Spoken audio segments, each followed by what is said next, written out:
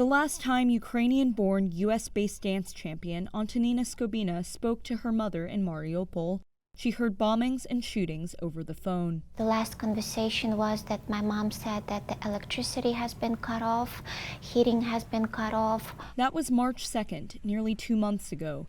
She says she hasn't heard from her family ever since. And just not knowing what happened to my family, not knowing what is happening to my mother and what they're going through is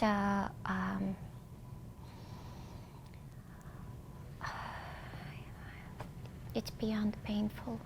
Skobina says she used to speak to her mother every day, but that all changed after the Russian military invaded Ukraine on February 24th.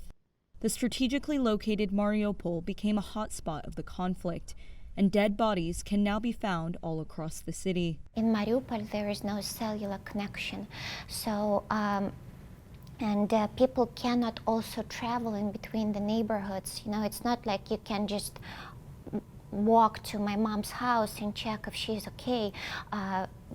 People are scared to go out of their bomb shelters. Skobina says her family wasn't able to evacuate the city due to her grandfather's poor health. She says a neighbor who did manage to evacuate had to break devastating news. Her grandfather had passed away in mid-March from lack of medication and was buried in front of his house.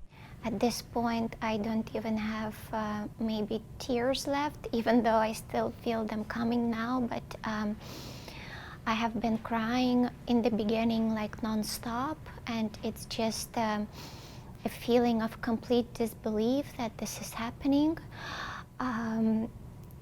It's real physical pain, you know, it's not that your mind is just understanding what is happening. It feels like physical pain, like somebody is just stabbing your heart with a knife. Skobina declined to give the names of her mother and grandparents, citing security fears. She says her only hope is that her mother and grandmother are still alive. Every day I wake up, you know, and for just a few seconds I have this moment of, was it just a nightmare? You know, every single day.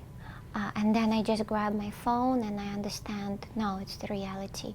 Russia denies targeting civilians in its invasion of Ukraine, which it calls a special military operation to demilitarize and denazify the country.